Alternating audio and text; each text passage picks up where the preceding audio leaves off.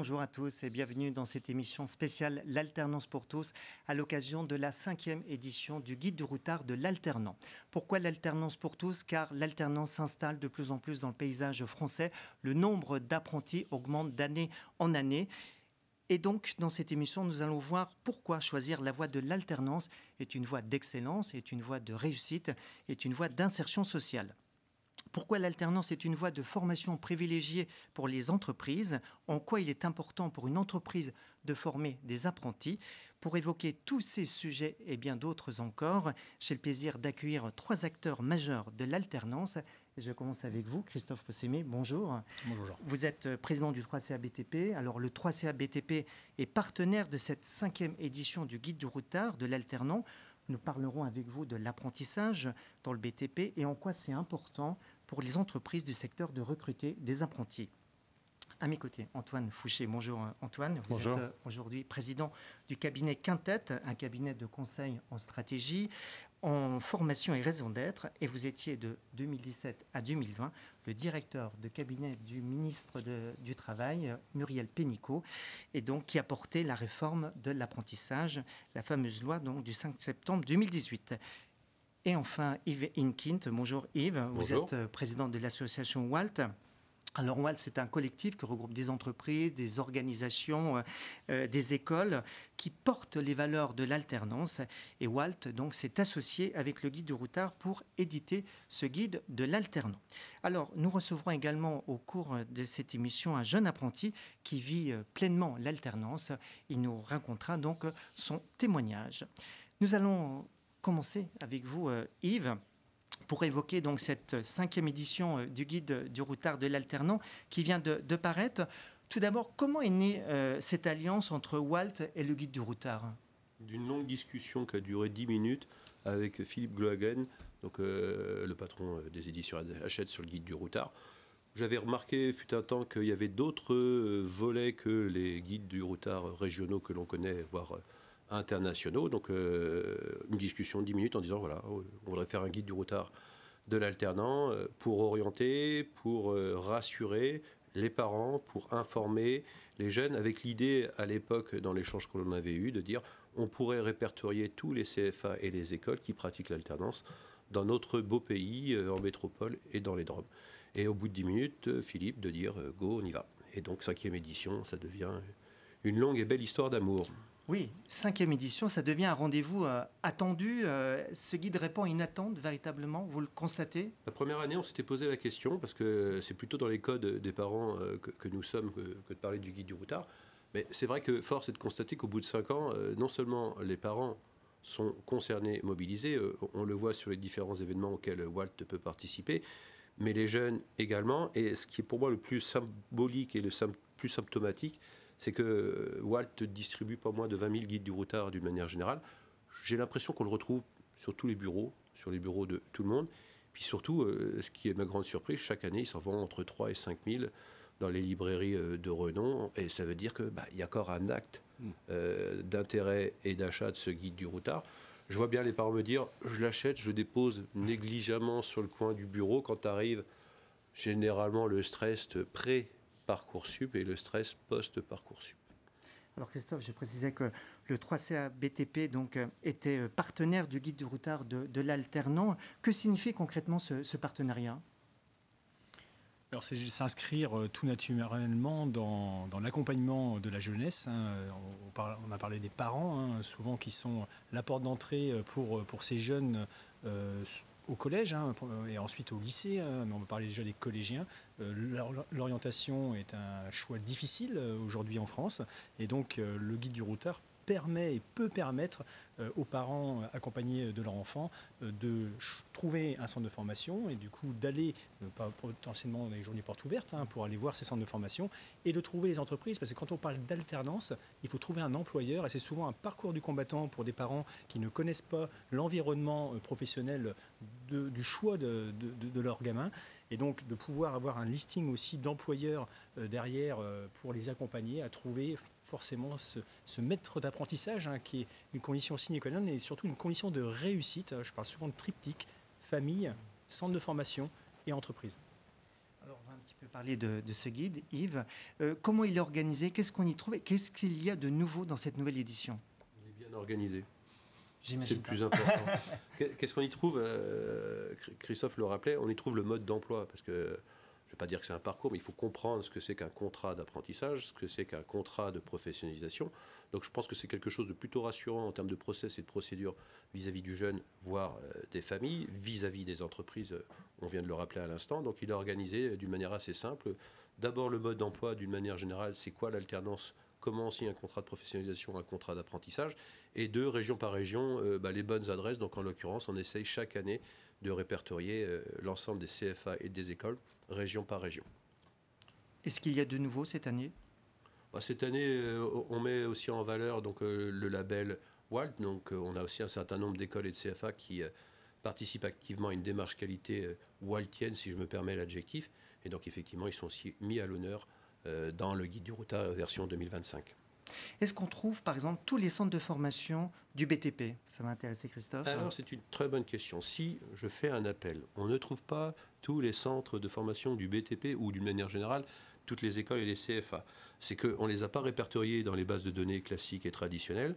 On corrigera, on ne fait pas d'indindoum, mais comme on est dans une mécanique un peu de routine, on fera le nécessaire pour bien les remettre en valeur sur l'exercice qui suit, donc en l'occurrence, le guide du routard 2025. Alors, on va profiter de la sortie de ce guide pour faire un petit peu un état des lieux de l'alternance aujourd'hui en France. Est-ce que vous pouvez rappeler combien il y a d'alternants en France aujourd'hui? Alors, Antoine, ici à ma droite, le dira encore mieux que moi. Fut un temps, on rêvait d'une explosion de l'apprentissage et de l'alternance en France. Donc, on était en 2018, à l'aube de la réforme du 5 septembre 2018. On a triplé, pour faire simple, sans rentrer dans les chiffres détaillés, on a triplé le nombre d'apprentis en France. Moi, j'appelle ça un succès et j'en invite et j'en appelle à maintenir la barre haute et forte sur le symbole qu'est l'apprentissage en France, parce qu'on peut le constater les uns et les autres autour de la table, mais en dehors de ce plateau, je pense que beaucoup de jeunes et de familles peuvent témoigner. Aujourd'hui, faire son apprentissage, faire une alternance dans un cursus est devenu quelque chose de classique. Il y a 5 ans, il y avait la voie générale et par défaut, on allait sur la voie de l'alternance. Aujourd'hui, c'est un joyeux mix positif, constructif pour plein de raisons, d'un parcours qui se fait entre formation initiale, formation alternée. Je trouve ça plutôt positif et donc en fait, on parle de réussite. Alors Antoine Fouché, vous étiez donc le directeur de cabinet du ministère du Travail, donc à l'époque où cette loi donc pour la liberté de choisir son avenir professionnel a été votée. Ça fait 6 ans que cette loi est en vigueur. Qu'est-ce qui fait que cette loi a été déterminante dans ce fort développement de l'apprentissage en France ? Elle a libéré l'énergie qu'il y avait dans le pays pour développer l'apprentissage, parce que cette énergie existait, elle existait dans les CFA, elle existait dans les entreprises, il y avait une envie d'alternance aussi chez les jeunes, une interrogation des familles, mais qui était à minima ambivalente, positive, il n'y avait pas que des aspects négatifs. Et la loi, en fait, a levé les freins qui empêchait l'offre d'apprentissage de se développer. Et donc, pour être un peu précis, elle a supprimé l'autorisation qui était auparavant donnée par les régions pour ouvrir un CFA ou développer une classe d'apprentissage qui existait déjà. Elle a supprimé l'autorisation aussi donnée par l'Éducation nationale, le rectorat en l'occurrence, pour recruter des enseignants en CFA. Et puis, elle a rendu automatique la subvention pour un apprenti dès lors qu'il y a un contrat d'apprentissage avec une règle simple. Un contrat égale un financement, ce qui permet au CFA d'avoir un business model assez simple. C'est une règle de 3. Si j'ai X apprentis multiplié par Y sur le coût contrat, j'ai Z mon financement. Et donc cet environnement-là, plus de contraintes et un financement stabilisé, même si depuis 1 ou 2 ans ça l'est un peu moins, a permis cette explosion inespérée du nombre d'apprentis, parce que comme Yves l'a dit, on est à peu près à 900 000 apprentis jeunes en apprentissage qui rentrent chaque année, et avant la réforme on était à un peu plus de 300 000, et ça faisait 30 ans que tous les 3 ans on faisait une réforme qui ne changeait rien au nombre d'apprentis. Donc là, il s'est passé quelque chose, je pense, parce qu'on a été à la racine du problème et on a fait une réforme radicale qui a été contestée à l'époque, très contestée, notamment par les régions, mais qui a permis ce succès pour la France et pour les jeunes. Christophe, qu'en est-il dans le secteur de la construction? Là aussi, on constate une augmentation du nombre d'apprentis. Est-ce qu'on peut faire un petit état des lieux pour le secteur? Alors juste rappeler que le bâtiment a toujours fait de l'alternance depuis des décennies et nous étions un des secteurs d'activité le plus faiseur en apprentissage en alternance. Donc les niveaux, je vais parler des niveaux 3 et 4, CAP, BP, Bac Pro, où on est revenu sur les chiffres de 2008-2009, mais avec donc une augmentation depuis 2013, parce que le creux en fait, de l'apprentissage dans le bâtiment, c'était 2013, et sur 2023, on est revenu au dernier chiffre de 2008. Mais la grosse progression est surtout dans les niveaux supérieurs, c'est-à-dire que la progression pour nous dans l'alternance, c'est dans les niveaux BTS, licence, école d'ingénieur, qui a vraiment été pour moi le développement de l'apprentissage de ces dernières années, avec l'ouverture justement de ces écoles, on va surtout parler des écoles d'ingénieurs, à l'alternance. Beaucoup d'écoles ne faisaient que de la voie générale et ont créé et ouvert aujourd'hui des classes en alternance, ce qui permet aussi, c'était une demande de nos entreprises, d'avoir des salariés qui, en fin de contrat d'apprentissage, soient plus opérationnels pour rentrer dans le monde du travail. Et là, on a vraiment une réforme qui nous permet d'avoir des jeunes qui sortent à 21, 22, 23 ans avec un niveau d'études et également un niveau professionnel qui leur permet d'être tout de suite employables et à disposition de nos entreprises. Antoine, vous diriez qu'il y a quelque chose qui a changé dans le regard qu'on porte aujourd'hui sur l'alternance, sur la formation par alternance? Oui, je pense qu'il y a quelque chose qui a changé et qui est que de plus en plus de familles, quels que soient les niveaux socio-professionnels, se disent que faire ses études en apprentissage, ça peut être une bonne chose et ça peut être une voie d'avenir pour son fils, sa fille. Et ça, c'était pas vrai encore il y a 10-15 ans. La loi de 2018 a accéléré les choses, mais la bataille culturelle partait d'avant. Hein. Ça faisait 2-3 quinquennats quand même que, à chaque fois dans la campagne présidentielle, le développement de l'apprentissage était un sujet qui était porté un peu contre vents et marées, mais qui était quand même porté.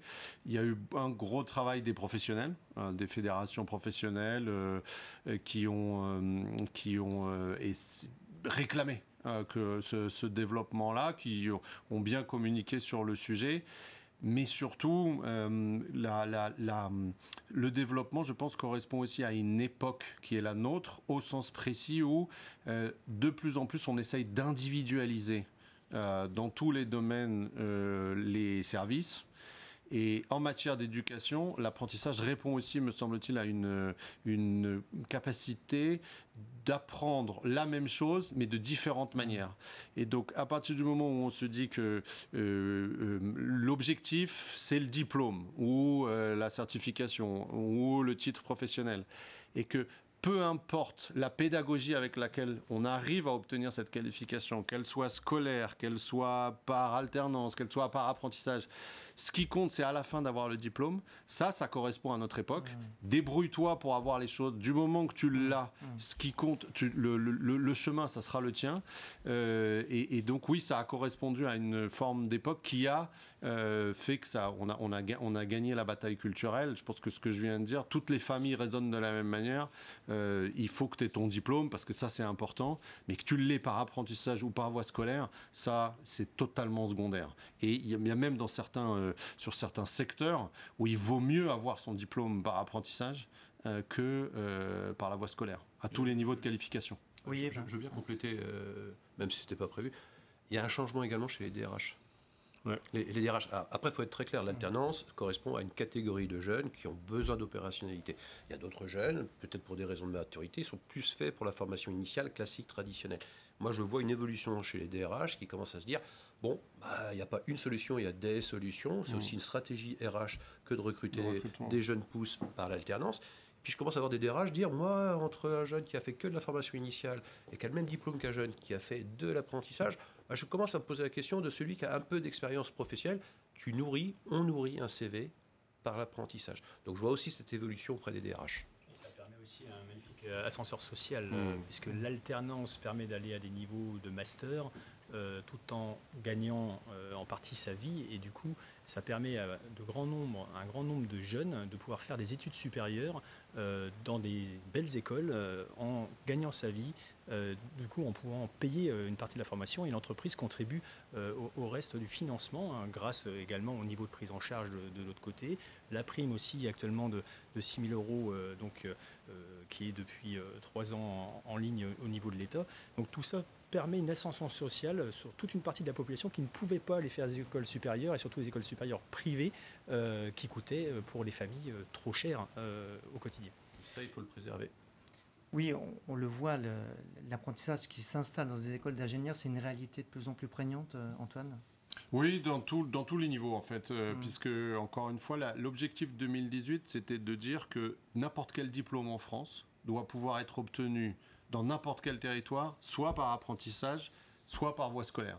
Et donc à partir de là, l'offre d'apprentissage se diversifie là où sont les attentes des jeunes et des entreprises. Et donc comme il y a des attentes des jeunes et des entreprises dans les écoles d'ingénieurs et plus largement dans le supérieur, et ben ça se développe aussi dans le supérieur. Et c'est très bien comme ça, parce que comme l'a dit le président Possémé, la bataille de l'apprentissage, elle est gagnée à partir du moment où c'est pas une manière d'avoir certains diplômes, mais c'est une manière d'apprendre pour avoir tous les diplômes. Tous les diplômes sans exception.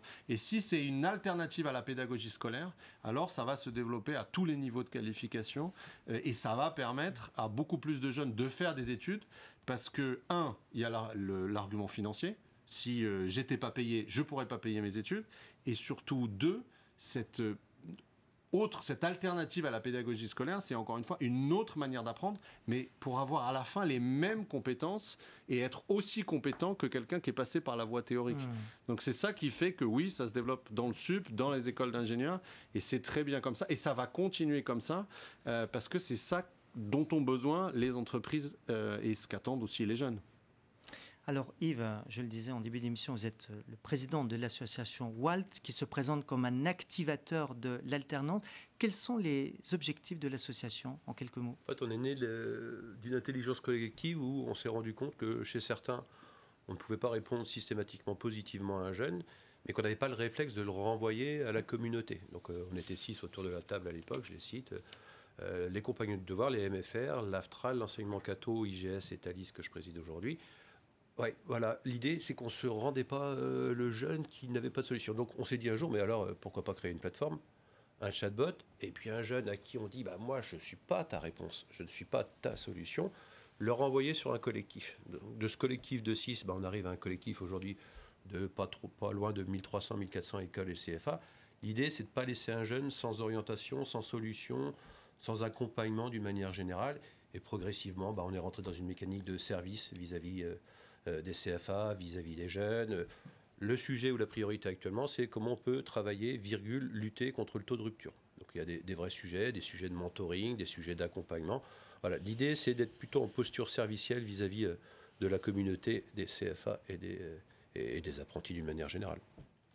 Antoine, en tant que président du cabinet de conseil Quintet, vous avez réalisé, c'est ça, en 2022, une étude qui s'intitule « Une politique nationale des compétences pour la prochaine décennie, 2020-2030 ».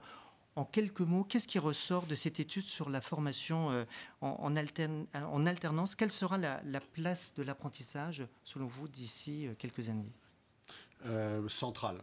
C'est-à-dire qu'on a un problème dans le pays qui est l'affaiblissement de notre niveau de compétences, non pas par rapport aux générations précédentes, mais par rapport aux autres pays. C'est-à-dire nous, on continue de progresser, mais les autres pays nous doublent, ce qui fait qu'on est mal classé dans le classement PISA, que tout le monde connaît sur les résultats scolaires, et c'est moins connu, on est mal classé aussi dans le classement PIAC, qui est l'équivalent de PISA pour les actifs, pour les travailleurs.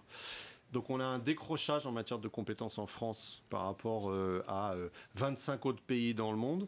Et si on veut rattraper ce décrochage-là, il faut qu'on se forme plus, qu'on investisse, que la nation investisse dans les compétences.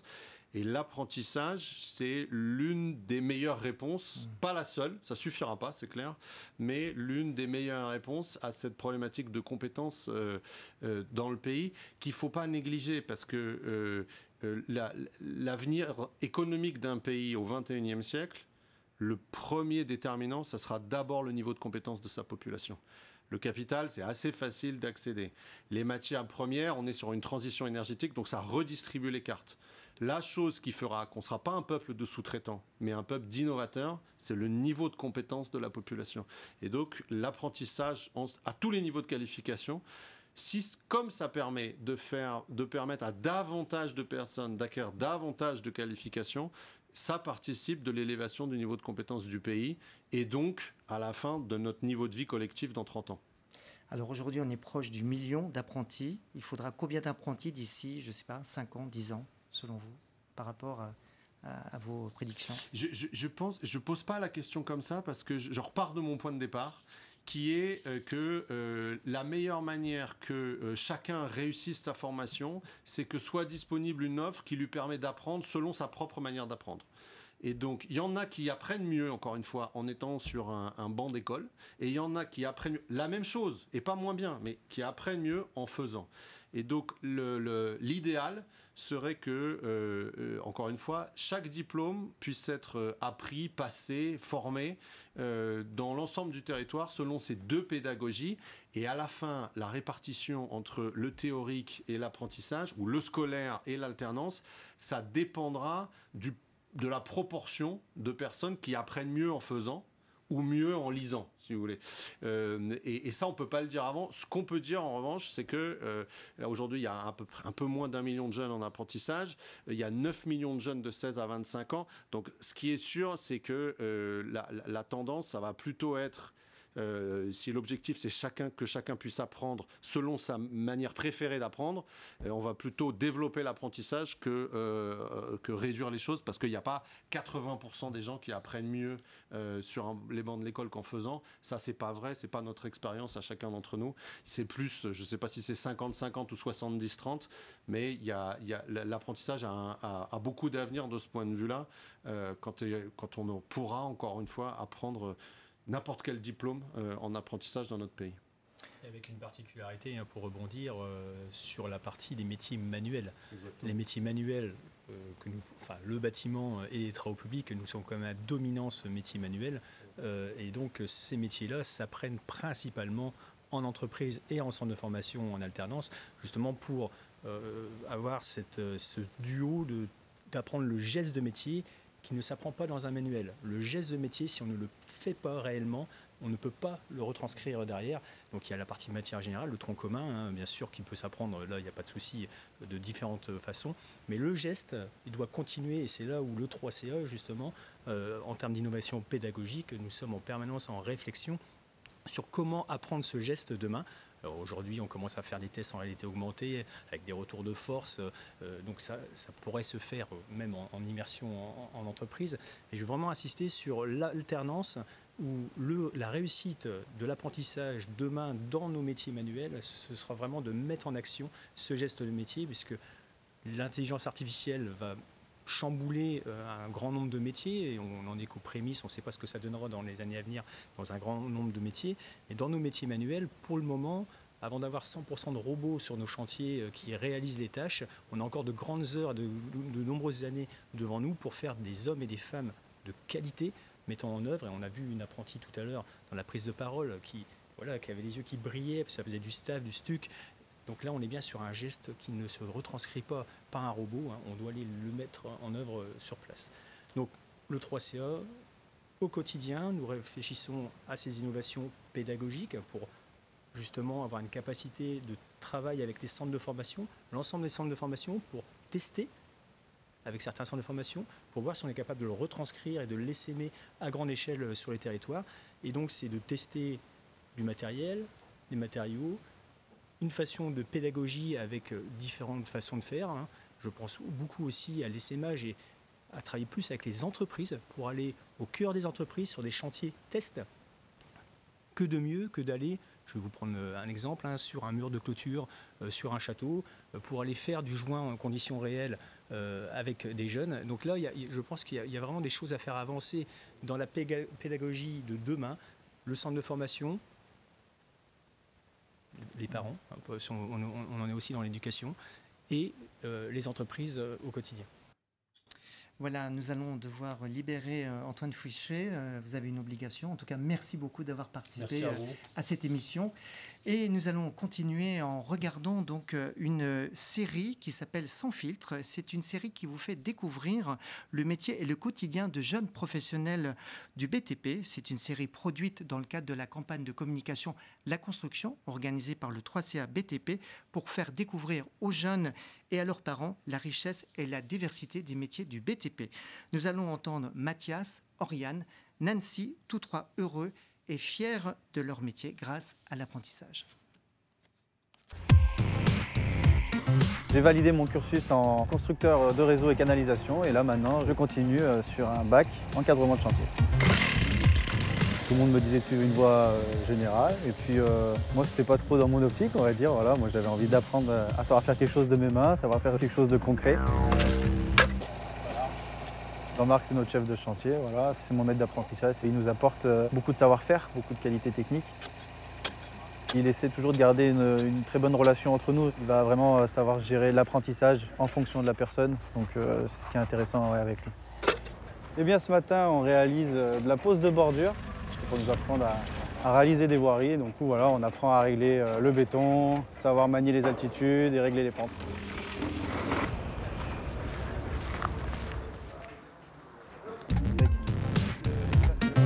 Ce qui nous plaît dans ces exercices-là, c'est qu'on apprend à savoir travailler en équipe. On a aussi des profs qui ont une façon de travailler qui est différente. Donc voilà, nous, ce qui nous plaît, c'est surtout de toujours apprendre des nouvelles choses.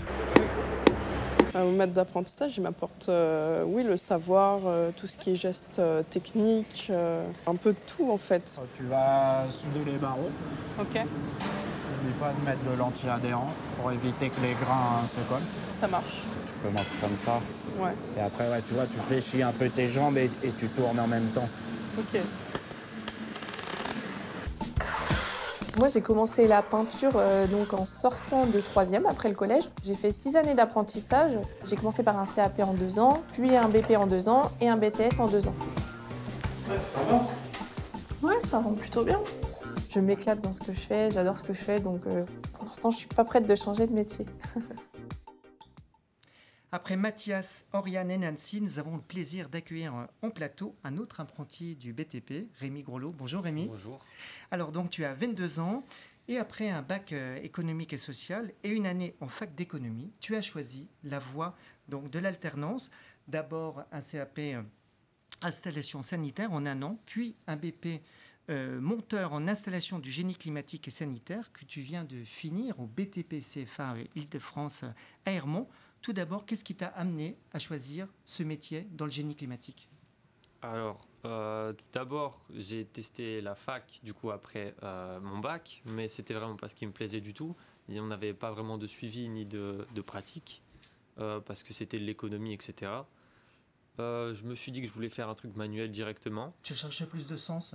Voilà, du sens, du manuel et surtout de faire quelque chose. Parce que la fac, on apprend de la théorie, d'accord, mais on fait pas grand-chose au final. Mais pourquoi tu es là à la fac hein ? C'est les parents ? Ouais, c'est surtout, enfin, je savais pas quoi faire dans le milieu où j'étais. C'était études générales. On va dans la fac, on fait des études pour aller au bureau après, pour avoir un certain niveau de vie, etc. Moi, ça me plaisait vraiment pas du tout. Là, directement, j'ai trouvé une entreprise assez facilement. Ayant un bac, j'ai pu faire un CAP en 1 an dans mon entreprise dans laquelle je suis resté pendant mes 3 ans de formation là. Et c'était vraiment beaucoup mieux que les études supérieures parce que c'est vraiment du travail. On fait quelque chose de ses mains, on sait pourquoi on se lève le matin. Au final, après 1 mois entier, on a un salaire. Ça permet beaucoup de choses, un salaire. Surtout, moi, je suis dans ma vingtaine, tranquillement. Je peux sortir avec mes amis, j'ai de l'argent pour faire des choses. Tu es autonome. Exactement. Je suis chez mes parents en plus, donc là, j'ai aucun problème d'argent. Je peux juste je sors, je profite de ma vie, quoi. Et je me développe vraiment personnellement et au niveau du travail, surtout. Parce que là, j'ai un très bon maître d'apprentissage. On s'entend très bien dans notre entreprise. On est 3, voire 4. Actuellement, on est 4. Et on développe du coup bien nos compétences. On a une bonne entente. C'est très très agréable de travailler là. Tu as l'impression que tu apprends plus vite ton métier, c'est ça ? Bah oui, et je pense pas qu'on puisse apprendre autrement, en tout cas mon métier dans la plomberie et dans le bâtiment qu'en faisant de l'alternance, parce que c'est vraiment, on est sur le chantier, on fait les choses, on voit comment quelqu'un d'expérimenté fait les choses, et c'est beaucoup mieux que d'être juste sur un banc d'école. Pourquoi ce métier-là et pas maçon ou menuisier ou peintre Qu'est-ce qui t'a attiré dans ce métier? Bah, c'est déjà, la plomberie, c'est quelque chose qui est quand même assez reconnu. Nos parents, ils entendent souvent que les plombiers ils gagnent bien leur vie, donc ils nous orientent vers plusieurs choses. Moi, mes parents, on m'a dit plomberie, électricité, etc. J'ai testé la plomberie directement, c'était sympa. J'ai pas trop été, enfin, ça n'a pas été compliqué au début, donc je me suis dit je vais continuer là-dedans. J'ai obtenu mon premier CAP, après directement un deuxième BP. Puis voilà, c'était vraiment un choix de. On m'a proposé des choses, c'était accessible pour moi, donc j'y suis allé. Quelle image, quelle connaissance tu avais de l'apprentissage avant de passer ton CAP? Bah, avant mon CAP, je m'y étais pas trop intéressé. Je me disais que le bac pro, etc., aller dans des CAP, c'était pas vraiment pour moi parce que j'avais des facilités dans le général. Je me suis dit, j'ai une vie droit devant moi, les bureaux, etc. On va aller dans la banque, tout ça. Mais au final, c'était vraiment pas du tout intéressant. Et puis l'apprentissage, c'est une révélation, on va dire, parce que vraiment, on se développe beaucoup personnellement avec. Yves, Christophe, vous avez peut-être une question à poser à Rémi. L'apprentissage, c'est une révélation. Hein. Ça, vous buvez du petit lait, là. Interviewer plein de Rémi.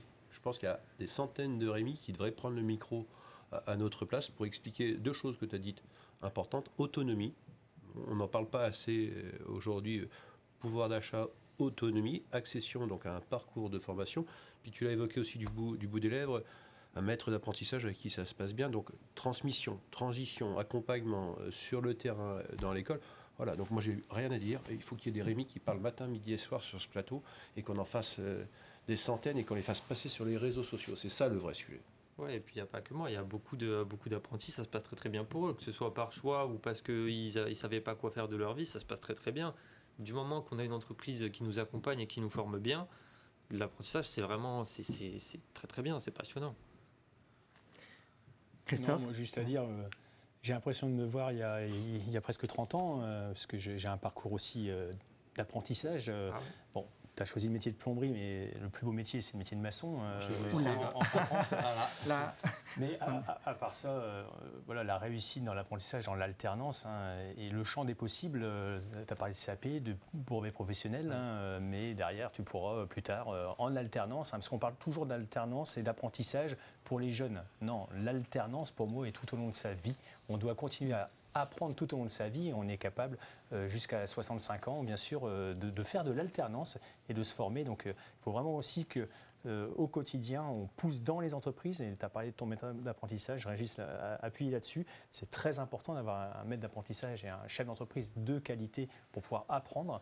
Mais derrière, il faut aussi, tout au long de sa carrière, continuer à apprendre et faire des plans de formation dans nos entreprises pour s'adapter à la réglementation environnementale de 2020. Aujourd'hui, il y a toute la partie transition énergétique, la réhabilitation énergétique, où dans ton métier de plomberie et d'électricité, il va y avoir de grosses mutations aussi sur les systèmes de chauffage, par exemple.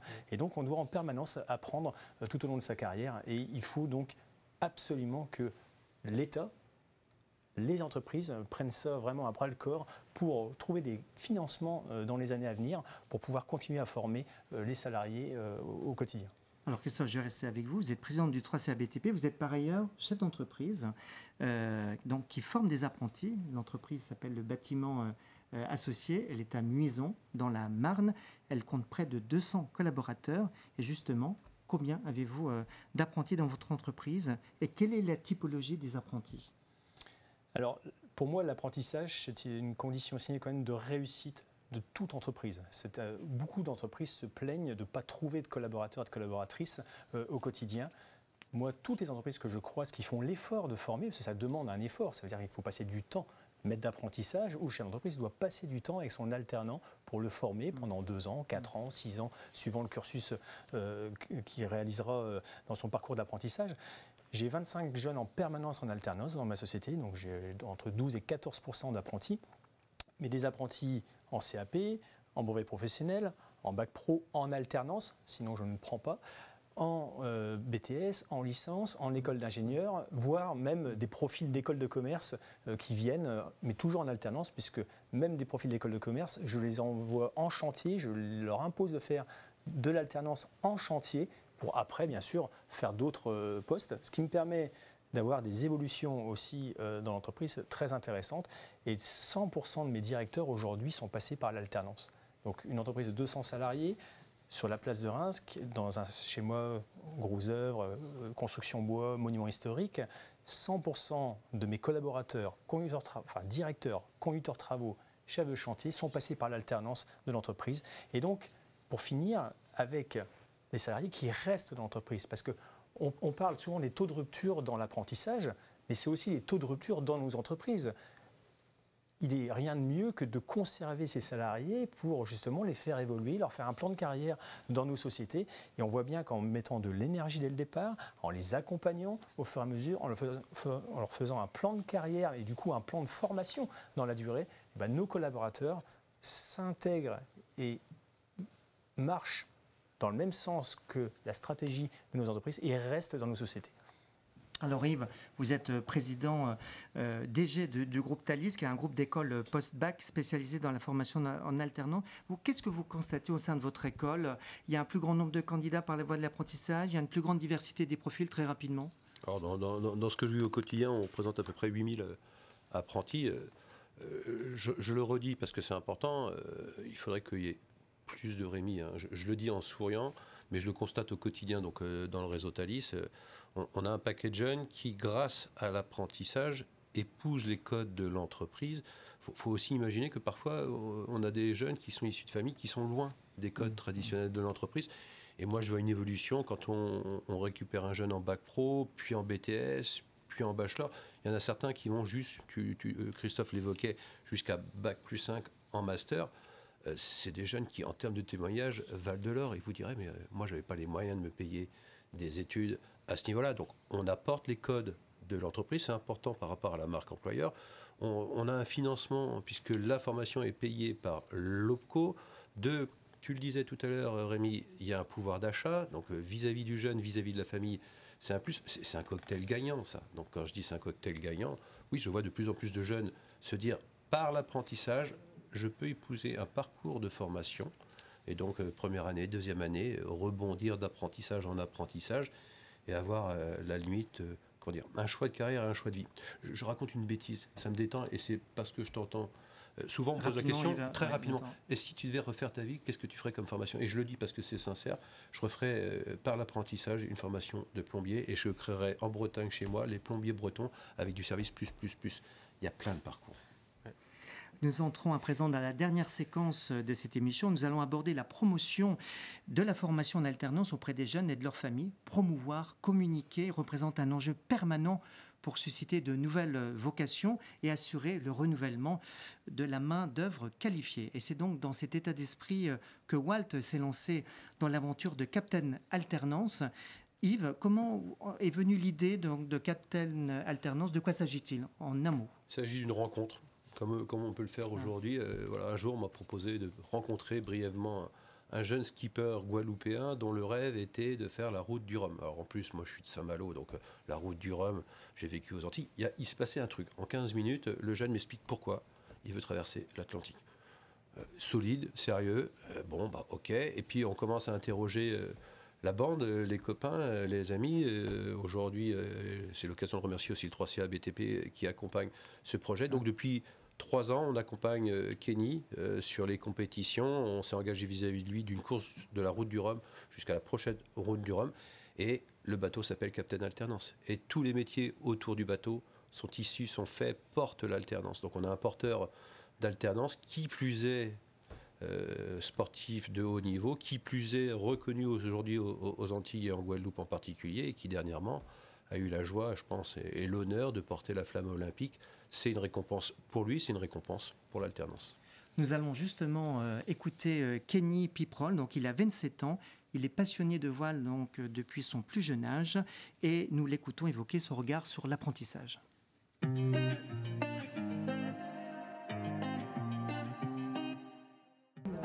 Alors le chat, la transmission, l'apprentissage. Je suis parti sur des études longues, donc une licence. À un moment, je me suis dit non, mais je me vois pas faire que de l'école en fait. Et moi, j'avais vraiment envie d'aller sur le terrain et d'avoir un peu de pratique. Et donc l'alternance, c'est vraiment top parce que en fait, tu fais les deux quoi. Et je pense que tu vois moins le temps passer aussi parce que tu rencontres du monde, tu es dans une entreprise aussi qui te suit. Chez nous, on a des alternants qui travaillent sur le classe 40. Donc par exemple, on a Corentin qui est donc préparateur sur le multi, qui est en alternance. On a Lino qui est en alternance aussi en ingénierie des systèmes embarqués, donc qui fait toute l'installation électronique sur nos bateaux. Voilà, on vient de voir le bateau de Kenny à l'image. Il faut savoir que c'est Kenny qui a construit son propre bateau en 2021 avec des alternants. Et tout récemment, donc en avril dernier, Kenny et ses coéquipiers, Thomas Jourdain et Lomano Takasi ont réalisé la Niji 40, course transatlantique de Belle-Île-en-Mer à Marie-Galante, et ils ont signé une très belle 5e place. Et ils s'apprêtent à réaliser la transatlantique Québec-Saint-Malo du 30 juin au 14 juillet prochain. On va bien sûr les suivre et les soutenir. Et le 3CA est là aussi partenaire dans cette aventure. Il est partenaire majeur de Captain Alternance aux couleurs de sa campagne La Construction. En quoi il est important pour le 3CA d'être partenaire d'un tel projet ? Déjà, la voile, on parle de développement durable, parce qu'il n'y a pas de moteur sur un bateau à voile, donc ça rentre aussi dans les attentes de nos alternants, de nos jeunes. Les jeunes aujourd'hui, on est vraiment à un virage de moins consommer, de faire attention aux ressources, énergie renouvelable. Et donc la voile est un beau symbole pour moi, justement par rapport à ces évolutions européennes et internationales sur ce que sera notre planète demain. C'est également, et ça a été précisé ce matin, c'est l'alternance, bateau construit en alternance par Kenny avec un groupe de jeunes, mais c'est aussi la mise en avant, et sur les voiles, on voit aussi la mise en avant de l'apprentissage. Donc il nous paraissait normal en termes d'affichage public, en termes de communication, d'accompagner ce bateau donc pour 2 ans. Et donc j'espère aussi que lors de la prochaine donc Québec-Saint-Malo, qu'on pourra avoir une victoire à Saint-Malo pour mettre encore plus en avant l'alternance. Yves, on peut dire que c'est un pari réussi, Captain Alternance. Merci. Voilà, c'est un pari réussi, c'est une belle aventure, c'est un skipper et une équipe sympathique et ça porte les valeurs qu'on souhaitait qu'ils portent.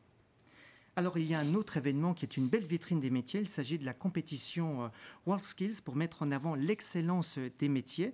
Du 10 au 15 septembre 2024, la France sera la capitale mondiale des métiers en recevant donc cette finale. Christophe, vous êtes un fervent partisan des WorldSkills. Le 3CA BTP est partenaire de longue date de WorldSkills France. Il est important pour vous que les compétiteurs, notamment dans le BTP, soient les ambassadeurs de l'excellence ? Alors, je parle toujours d'excellence, et il ne faut pas avoir peur de parler d'excellence dans les métiers, et encore plus dans les métiers du bâtiment et des travaux publics. On parle du concours Meilleur Apprenti de France, et là je prône aussi au quotidien pour qu'un grand nombre de jeunes aillent faire ce premier concours Meilleur Apprenti de France. Je parle du 2e étage, c'est les WorldSkills, donc sélections régionales qui auront lieu d'ailleurs au premier trimestre 2025 pour les futures éditions, pour les 28e. Et le concours Meilleur Ouvrier de France, parce qu'il ne faut pas avoir peur, on parle toujours des boulangers, des pâtissiers, des cuisiniers, souvent avec le col bleu, blanc, rouge. On doit aussi aller chercher des meilleurs ouvriers de France dans le métier du bâtiment. Pour revenir à WorldSkills, c'est une fabuleuse vitrine de l'excellence avec des médaillés. Je compare avec les Jeux Olympiques. En plus, c'est magnifique cette année. La finale internationale tombe en même temps que les Jeux Olympiques d'été en France. Donc on a 2 Jeux Olympiques, l'un du sport et l'autre des métiers. Et pour moi, ces compétiteurs, ce sont des grands sportifs. Ils s'entraînent pendant au moins 2 ans, la semaine, le week-end, chez leur employeur, en centre de formation. Et donc le 3CA, il était tout à fait naturel qu'on s'engage en termes de communication, d'accompagnement pour la mise en lumière de ces jeunes en compétition, mais également sur la détection. Et on a fait un travail aussi avec les experts pour voir comment on pouvait améliorer les entraînements au quotidien pour ces jeunes, en co-construction bien sûr avec WorldSkills. Et donc on a créé et lancé ce qu'on appelle 1, 2, 3 podiums. Donc le niveau 1, c'est l'accompagnement des centres de formation sur les territoires en formant à la pédagogie d'entraînement WorldSkills les formateurs pour qu'ils puissent transmettre auprès des jeunes cette façon de réaliser de la maquette spécifique WorldSkills pour pouvoir aller aux sélections régionales. Le niveau 2, c'est l'accompagnement en doublant les semaines de préparation entre le régional et le national pour les jeunes. Et puis le niveau 3, c'est l'international qui est en cours actuellement. C'est le doublement des semaines de formation. Et quand je dis le doublement, c'est tout ce que c'est des experts. C'est des coachs en termes de pratique, mais ce n'est pas que ça. Il faut des experts en sophrologie, en sportif, sur du détail technique. Et donc c'est toute une team qui s'organise autour de chaque compétiteur. 14 métiers dans le bâtiment et les travaux publics qui concourront à WorldSkills Lyon 2024. Et donc derrière, j'espère, et j'en suis sûr, que nous irons chercher un grand nombre de médailles pour mettre en avant la France vis-à-vis de l'international. Et on doit rester les leaders sur les métiers du bâtiment au niveau international et surtout mettre en avant ces jeunes qui seront des fabuleux ambassadeurs de l'apprentissage parce qu'ils viennent tous de l'alternance aujourd'hui dans tous ceux qui vont concourir et défendre les intérêts de la France au niveau de Lyon 2024. Nous allons suivre donc avec attention cette finale mondiale, c'est à Lyon et c'est du 10 au 15 septembre 2024. C'est le mot de la fin. On commence avec vous, Yves. Quels sont en 2 mots les projets pour l'association WALT? Soutenir et soutenir encore l'apprentissage. On est né avec la loi du 5 septembre 2018. Le contexte économique globalement a changé. Je pense qu'on tient une solution en or. Tous les témoignages, j'apprécie en particulier ce qui a été dit sur les WorldSkills. C'est démentiel, c'est fabuleux, c'est magique, c'est des belles expériences de vie. On va soutenir et on va défendre coûte que coûte, vaille que vaille, l'apprentissage en France. Christophe, quels sont les défis à venir pour le 3CA BTP qu'il doit relever pour que l'apprentissage réponde plus que jamais aux enjeux du secteur du BTP? C'est d'être encore plus l'acteur incontournable autour de l'ensemble des centres de formation d'apprentis, 1200 centres de formation d'apprentis, de l'ensemble des entreprises et de créer vraiment ces partenariats de synergie, branches professionnelles, centres de formation et du coup donner envie à un maximum bien sûr, d'alternants, de venir dans nos métiers. J'ai parlé de compétition dans les années à venir pour la main-d'œuvre en France. Nous devons rester les leaders et faire venir et donner envie à un maximum de jeunes. Et Rémi l'a bien prouvé sur ce plateau. Donner des témoignages de jeunes qui s'éclatent dans le métier, et je dis bien qui s'éclatent et qui ont une progression en étant ouvrier, chef d'équipe, chef de chantier, artisan, conducteur de travaux, chef d'entreprise. Et c'est ces parcours-là qu'il faut montrer. On peut et on doit réussir par l'alternance en France. Justement, Rémi, qu'est-ce que tu dirais à des jeunes qui hésitent à s'insérer dans la voie de l'alternance? C'est qu'il faut bien choisir entre si on veut faire des études supérieures classiques ou de l'alternance, parce que l'alternance, c'est quelque chose de concret. Il ne faut pas abandonner en plein milieu et puis on peut vraiment s'épanouir. Donc s'il y en a qui hésitent, il faut juste faire le pour et le contre et s'investir dedans, quoi. Merci beaucoup d'avoir participé à cette émission. Merci Yves, merci Rémi, merci Christophe. Il ne me reste plus qu'à vous remercier. Merci de votre attention. Merci aux équipes qui ont réalisé et produit cette émission. À très bientôt. Ciao.